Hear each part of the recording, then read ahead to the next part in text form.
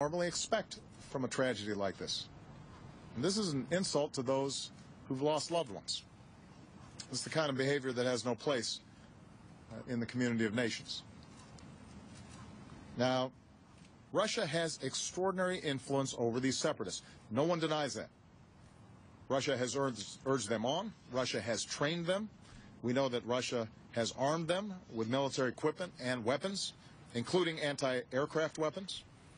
Key separatist leaders are Russian citizens. So, given its direct influence over the separatists, Russia, and President Putin in particular, has direct responsibility to compel them to cooperate with the investigation. That is the least that they can do. President Putin says that he supports a full and fair investigation. And I appreciate those words, but they have to be supported by actions. The burden now is on Russia to insist that the separatists stop tampering with the evidence, grant investigators who are already on the ground immediate, full, and unimpeded access to the crash site.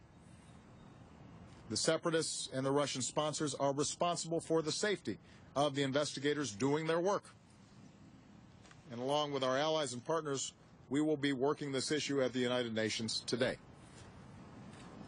More broadly, as I've said throughout this crisis, and the crisis in Ukraine generally, and I've said this directly to President Putin as well as publicly, my preference continues to be finding a diplomatic resolution within Ukraine. I believe that can still happen. That is my preference today, and it will continue to be my preference. But if Russia continues to violate Ukraine's sovereignty and to back these separatists, and these separatists become more and more dangerous and now are risks not simply to the people inside of Ukraine, but the broader international community, then Russia will only further isolate itself from the international community, and the costs for Russia's behavior will only continue to increase. Now's the time for President Putin and Russia to pivot away from the strategy that they've been taking and get serious about trying to resolve hostilities within Ukraine in a way that respects Ukraine's sovereignty and respects the right of the Ukrainian people to make their own decisions about their own lives.